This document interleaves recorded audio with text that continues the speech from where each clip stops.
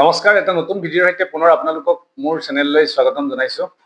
আজিৰ এই ভিডিঅ'টোত আমি এটা কাৰেণ্ট এফেয়াৰ্ছৰ টপিকৰ ওপৰত আমি এটা কুৱেশ্যন এটেম্প কৰিবৰ কাৰণে চেষ্টা কৰিম। আৰু সেই যিটো বিষয়, সেই বিষয়টোৰ ওপৰত আমি বহলাই আলোচনা কৰাৰ প্ৰয়োজনীয়তা আছে। বাট এই ভিডিঅ'টোত মই কেৱল মাত্ৰ মোৰ এটা এনচাৰ ৰাইটিং সেই নিৰ্দিষ্ট কুৱেশ্যনটোৰ ওপৰত আপোনালোকক দেখাম। লগতে আমি দুই এটা বেছিক কথাও আমি তাৰ জৰিয়তে জানিবৰ কাৰণে চেষ্টা কৰিম। কথাটো হ'ল, আপোনালোকে প্ৰশ্নটো স্ক্ৰীনত দেখাৰ ধৰণে আপোনালোকে নিজেও পজ কৰি পঢ়ি চাব। Examine how the Trump tariffs of 2025 create an opportunity for India to reform its trade and investment policies. আপোনালোকে যিসকলে কাৰেণ্ট এফেয়াৰ্ছৰ লগত জড়িত হৈ আছে, ডেইলি নিউজ পেপাৰ পঢ়িছে, তেওঁলোকে নিশ্চয় জানে যে 2 এপ্ৰিলত ট্ৰাম্প টেৰিফ এটা ডিক্লেয়াৰ কৰিছিলে, যাক আমি ৰেচিপ্ৰকেল টেৰিফ বুলিও জানো, যিটো তেওঁ লিবাৰেশ্যন ডে হিচাপে গণ্য কৰিছে। সেই ডিটেইলছ নিউজটোৰ ওপৰত যিখিনি আমাৰ কনচেপ্ট লাগে সেইখিনি আগন্তুক ভিডিঅ'ত মই ডেফিনেটলি ডিছকাছ কৰিম, কাৰণ সেইটো এটা আমাৰ কাৰণে মেইনছৰ খুব জৰুৰী বিষয় হয়। এতিয়া ইয়াত যি ট্ৰাম্প টেৰিফ বুলি মই শব্দটো লিখিছোঁ, তাক আমি ৰেচিপ্ৰকেল টেৰিফ বুলিহে মেইনলি জানো, কিন্তু ডনাল্ড ট্ৰাম্পৰ দ্বাৰা দিয়া টেৰিফ কাৰণে তাক ট্ৰাম্প টেৰিফ বুলি কৈছে। বাট একজেক্ট ৱৰ্ডটো হ'ল ৰেচিপ্ৰকেল টেৰিফ। আৰু সেই টেৰিফৰ এমাউণ্টটো ইণ্ডিয়াৰ কাৰণে এতিয়া 26%, আৰু অভাৰঅল এটা বেছ লিমিট দিছে 10% সকলো কাণ্ট্ৰিৰ কাৰণে। আগতে যিটো 2.5% আছিল। এতিয়া কথা হ'ল, ৰেচিপ্ৰকেল টেৰিফ মানে কি? ফাৰ্ষ্ট আমি সেই শব্দটো চাই লওঁ, তাৰপিছত আমি সেই নিৰ্দিষ্ট কুৱেশ্যনটোলৈ যাম। Tax or trade restriction imposed by one country in response to similar actions taken by another country. মানে এখন কাণ্ট্ৰিয়ে আন এখন কাণ্ট্ৰিৰ ওপৰত টেক্স ইম্প'জ কৰিছে। কি কাৰণে? In response to same action, মানে সেই আনখন কাণ্ট্ৰিয়েও সেই কাণ্ট্ৰিখনৰ ওপৰত তেনেকুৱা ধৰণৰ ছেম টেক্স ইম্প'জ কৰিলে তাক আমি ৰেচিপ্ৰকেল টেৰিফ বুলি কওঁ। অৰ্থাৎ কাণ্ট্ৰি এ টেক্স ইম্প'জ কৰিছে কাণ্ট্ৰি বিৰ ওপৰত, কাৰণ বি এ কাণ্ট্ৰি এৰ ওপৰত ছেম টেক্স ইম্প'জ কৰিছে, গতিকে তাক আমি ৰেচিপ্ৰকেল টেৰিফ বুলি জানো। গতিকে আমি যদি ভালদৰে চাওঁ, বা ট্ৰাম্পেও কৈছে যে তেওঁৰ পাৰ্পজটো হ'ল যে কি, প্ৰটেক্টিং দ্য লোকেল ইণ্ডাষ্ট্ৰিজ। এতিয়া ইয়াত মই দিয়া আছে, the goal is to create a balance in trade between nations by ensuring fairness in tariff rates. While intended to protect local industries, reciprocal tariffs can lead to trade wars and economic disruption. এইটো definitely আমি বুজি পাম আমি যেতিয়া ইয়াক বহলভাৱে আলোচনা কৰিম। তথাপি ইয়াৰ পৰা আমি এটা কথা জানিব পাৰোঁ যে যদিও লোকেল ইণ্ডাষ্ট্ৰি প্ৰটেকশ্যনৰ এটা ইণ্টেনশ্যন দেখা যায়, যদি এনেধৰণৰ টেৰিফ ইম্প'জ কৰা যায় বা টেক্স ইম্প'জ কৰা যায়, তেন্তে ট্ৰেড ৱাৰ হোৱাৰ সম্ভাৱনা থাকে আৰু ইকনমিক ডিজৰাপশ্যন হয়। যেনেকৈ ধৰি ললোঁ, আজি USA চাইনাৰ ওপৰত টেক্স ইম্প'জ কৰিছে। এটা হায়াৰ টেক্স ইম্প'জ কৰাৰ লগে লগে চাইনায়ো কি কৰিব? চাইনায়ো আমেৰিকাৰ ওপৰত কৰিব। গতিকে আল্টিমেটলি কি হৈ যাব? এটা ইকনমিক ডিজৰাপশ্যন আহিব। এতিয়া তাৰ আগতে আমি কৈ থাকিলোঁ ৰেচিপ্ৰকেল টেৰিফ বুলি। টেৰিফ মানেনো কি আমি জানিব লাগিব। আগতেই মই সেইটো ক'ব লাগিছিলে, মই পিছত কৈছোঁ। Tariff tax imposed by the government on imported goods from other countries. এইটো আমাৰ আহিছিল নেকি বাৰু প্ৰিলিমিনাৰীত? আপোনালোকে কমেণ্ট কৰিবচোন। গতিকে কি হয়, ধৰি ললোঁ এতিয়া আমেৰিকাই কি কৰিছে? বেলেগ দেশৰ পৰা যিমানবোৰ বস্তু ইম্পৰ্ট হয়, ইম্পৰ্ট কৰা বস্তুবিলাকৰ ওপৰত টেক্স ইম্প'জ কৰে, তাকে টেৰিফ বুলি কয়। ৰিজন দুটা ধৰণৰ হয়, to protect domestic producer, already মই কৈছোঁ, আৰু এটা কাৰণত হ'ব পাৰে টু ৰিডিউচ ইম্পৰ্টছ ফ্ৰম আদাৰ কাণ্ট্ৰি। ইম্পৰ্টটো কমাবৰ কাৰণেও এনেধৰণৰ টেৰিফ ইম্প'জ কৰা হয়। এতিয়া আমি যিখিনি ইম্পেক্ট আছে বেলেগ বেলেগ কাণ্ট্ৰিৰ ওপৰত, বা অভাৰঅল যিখিনি এনালাইচিছ, সেই এনালাইচিছখিনি মই সময় লৈ এটা আগন্তুক ভিডিঅ'ত আপোনালোকক দিবৰ কাৰণে চেষ্টা কৰিম। আজি মই এই কুৱেশ্যনটো 10 নম্বৰৰ কাৰণে লিখিছোঁ, যিটো আমি আকৌ এবাৰ পঢ়ি লওঁ। Examine how the Trump tariffs of 2025 create an opportunity for India to reform its trade and investment policies. এতিয়া কুৱেশ্যনটোৰ যিটো কনচেপ্ট, সেই কনচেপ্টটো আপোনালোকে বুজিব লাগিব। পৰীক্ষাত এনচাৰটো দিয়াৰ আগতে খুব কম সময়ত আপোনালোকে ব্ৰেইন ষ্টৰ্মিং কৰিব লাগিব যে কি ওপৰত এইটো সোধা হৈছে, বা ইয়াৰ মেইন এলিমেণ্টটো কি। এতিয়া অপৰচুনিটি ফৰ ইণ্ডিয়া বুলি কৈছে। অপৰচুনিটি ফৰ ইণ্ডিয়া কি কাৰণে হ'ব? কাৰণ যি ট্ৰাম্প টেৰিফ আজি ইম্প'জ কৰা হৈছে 2025 2 এপ্ৰিলত, সি বেলেগ বেলেগ কাণ্ট্ৰিৰ কাৰণে সমস্যাৰ সৃষ্টি কৰিব, আৰু তেনেকুৱা এটা প্ৰব্লেমেটিক চিটুৱেশ্যনত ইণ্ডিয়াই তাক অপৰচুনিটি হিচাপে ল'ব পাৰিব। আমি এটা ইন্ট্ৰডাকশ্যন দিবৰ কাৰণে চেষ্টা কৰিম। বডি পাৰ্ট থাকিব আৰু এণ্ডিং থাকিব। এতিয়া মই মোৰ ভিডিঅ'বিলাকত কৈছো যে আমি 10 নম্বৰ মাৰ্কছৰ কাৰণে দুটা পেজ পাম, অৰ্থাৎ এখিলা পাতৰ দুটা সাইড। মানে মই যদি ইয়াত দেখাও আপোনালোকে 1 2 এই দুটা পাতত লিখিব পাৰিব। অৰ্থাৎ আমি কেতিয়াবা এনেকুৱা হ'ব পাৰে যে আমি গোটেই এনসাৰটো দুখিলা পাতত সম্পূৰ্ণ নকৰিব পাৰো, 1.5 যি ধৰণে মই ইয়াত আপোনালোকক দেখাইছো। গতিকে বাকি থকা ৰিমেইনিং কত মই এনেকে কাট কৰি দিম।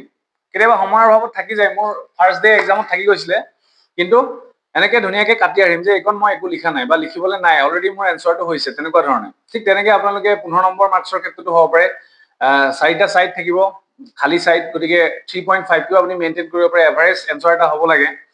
এনেকুৱা নহয় যে কৰবাত বহুত লিখিলে কৰবাত একেবাৰে লিখিব পৰা নাই, তেনেকুৱা হ'ব নালাগে। এতিয়া মই জাস্ট ইয়াত পঢ়ি গৈছো, অলৰেডি মই কনসেপ্টটো কৈছো, আপোনালোকে শুনিব। The term tariffs, although framed as reciprocal, are primarily aimed at China and mark a broader US strategy of economic containment. Economic containment মানে লিমিট ক্ৰিয়েট কৰাৰ কাৰণে কৰা কথাটো কৈছে। এতিয়া মই ষ্টাৰ্টিং কৰিলো এনে ধৰণে, the term tariffs, although framed as reciprocal, are primarily aimed at China and mark a broader US strategy of economic containment. This shift presents a timely opportunity for India to pursue long delayed trade and investment reforms. এতিয়া long delayed trade and investment reforms কি এইখিনি আমি পঢ়াটো খুবেই জৰুৰী। তাৰ কাৰণে আমি ইনভেষ্টমেণ্ট যিখিনি ৰিফৰ্মছ আছে বা বিভিন্ন ধৰণৰ ৰিফৰ্মছ আছে, ইকনমি ৰিফৰ্মছৰ এই পাৰ্টখিনি আমি আলোচনা কৰিম। তেনেকুৱা বহুত ক্ষেত্ৰত আমাৰ ইণ্ডিয়া এতিয়াও ৰিফৰ্মেশ্যন জৰুৰী হৈ আছে। এতিয়া সেকেন্ড মই মেইন বডি পাৰ্টটো লিখিম অপৰচুনিটি ফৰ ইণ্ডিয়া। ফাৰ্ষ্ট পইণ্টটো লিখিলো এক্সটাৰ্নেল প্ৰেছাৰ।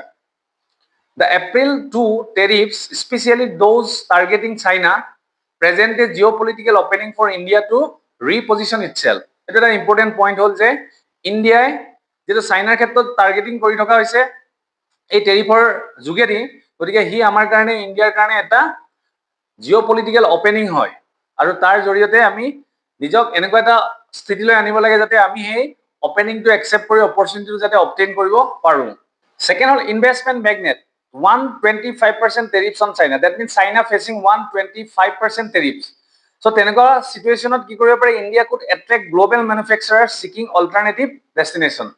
বেলেগ বেলেগ কান্ট্ৰি যিসকলে বা গ্লোবেল মেনুফেকচাৰাৰ যিসকলে অল্টাৰনেটিভ ডেষ্টিনেশ্যন বিচাৰি আছে তেন্তে ইণ্ডিয়া হ'ব পাৰে। কাৰণ যিকোনো মেনুফেকচাৰ যদি চাইনাত অলৰেডি আছে বা যাব বিচাৰে, তাত ইমান এটা হাই লেভেলৰ টেৰিফছত তেওঁলোকে কাম কৰাৰ কাৰণে তেওঁলোক ইচ্ছুক নহব।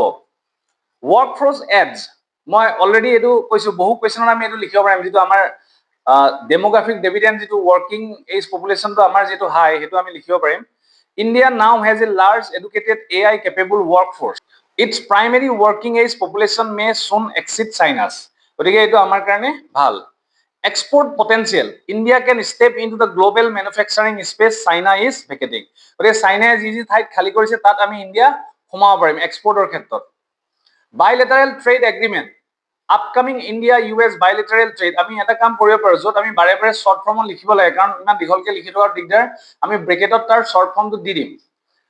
ডাইৰেক্টলি শৰ্ট ফৰ্ম নিলিখিব, ব্ৰেকেটত কিন্তু দিব লাগিব। India US BTA bilateral trade agreement and those under negotiations with UK and EU European Union could trigger, এইকেইটাত প্ৰব্লেম নাই, এইকেইটা শৰ্টকে লিখিছো, এইকেইটা মোস্টলি ব্যৱহাৰ হৈ থকা শব্দ, could trigger much needed liberalization. গতিকে এইটো লাষ্ট পইণ্টটো আমি বাইলেটাৰেল ট্ৰেড এগ্ৰিমেণ্টৰ কথা ক'লো, যে ইণ্ডিয়া US-ৰ যি বাইলেটাৰেল ট্ৰেড এগ্ৰিমেণ্ট আছে বা বাকীবিলাকৰ লগতো যি আছে, UK হওক ইউৰোপিয়ান ইউনিয়নৰ লগত হওক, যে তাত যথেষ্টখিনি লিবাৰেলাইজেশ্যনৰ প্ৰয়োজন হ'ব।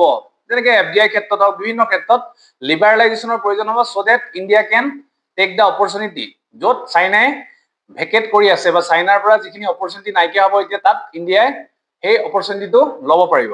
এতিয়া কুৱেশ্যনটোত এটা শব্দ কৈছিল, আপোনালোকে চাব যে an opportunity for India to reform its trade and investment policy.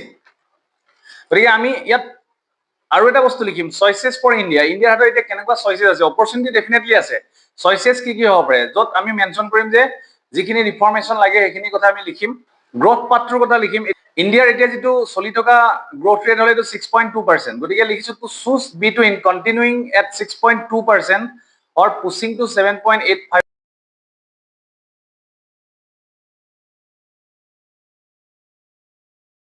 গতিকে ইণ্ডিয়াৰ চইচেছ যিখিনি আছে ফাৰ্ষ্ট হ'ল গ্ৰথ পাথ অলৰেডি চলি আছে 6.2% গ্ৰথ ৰেট গতিকে ইণ্ডিয়াই যদি ইচ্ছা কৰে 7.5 to 8.5% আহিব পাৰিব থ্ৰু ট্ৰেড অপেননেছ এণ্ড ডিৰেগুলেশ্যন যিমানবোৰ ৰেগুলেশ্যন আছে তাত ফ্লেক্সিবিলিটি আনিব লাগিব নেক্সট FDI শ্বেয়াৰ কমি গৈছে has drop signalling the urgent need to revisit its policies very important global ইণ্টিগ্ৰেশ্যনৰ প্ৰয়োজন আছে BTS can serve as a model for border reforms strategic timing 1991ৰ মোমেণ্টটো এতিয়া আহি পৰিছে আৰু India must act before opportunity passes সুবিধাটো যোৱাৰ আগতে ইণ্ডিয়াই কাম কৰাটো জৰুৰী হয় শেষত মই এটা কনক্লুজন লিখিছো for India this is a critical juncture to step up its trade diplomacy finalise pending deals and emerge as a reliable partner in the world seeking alternative to both American volatility and Chinese dominance এটা খুব গুৰুত্বপূৰ্ণ শব্দ add কৰিছো আমেৰিকাৰ যিখিনি decision change হৈ থাকে তেনেকুৱাৰ ক্ষেত্ৰত আমেৰিকান ভলাটিলিটিৰ ক্ষেত্ৰত বা চাইনিজ ডমিনেন্সৰ এই দুইটাৰ সমস্যাৰ সময়ত ইণ্ডিয়াই উইথ ইটছ ট্ৰেড ডিপ্ল'মেচি গোটেই ৱৰ্ল্ডৰ কাৰণে এখন ৰিলায়েবল কান্ট্ৰি হিচাপে নিজকে প্ৰেজেন্ট কৰিব পাৰে this is the biggest opportunity গতিকে এই ধৰণে মই কুৱেশ্যনটো এটেম্প কৰিলো আপোনালোকক মই দেখালো যে মই কি ধৰণে লিখিলো কেতিয়াবা এনেকুৱা হয় আমি কমপ্লিট দুটা সাইড কমপ্লিট কৰিব নোৱাৰিব পাৰো আধাতে আমাৰ লিখা শেষ হ'ব পাৰে তেতিয়া আমি ধুনীয়াকৈ এটা আন্ডাৰলাইন দি এনেকৈ স্লেছ টাইপত আমি কাটি পেলাই সেই গেপটো ৰাখি পিছৰ পেজত য'ত কুৱেশ্যনটো ষ্টাৰ্ট হ'ব তাত আকৌ লিখিম পিছত মই তেনেকুৱা ধৰণৰ সিচুৱেশ্যন আহিলে আপোনালোকক দেখাম আশা কৰিছো এই ভিডিঅ'টোৱে আপোনালোকক সহায় কৰিব আকৌ এটা নতুন ভিডিঅ'ৰ সৈতে আপোনালোকক লগ পাম পঢ়ি থাকক নমস্কাৰ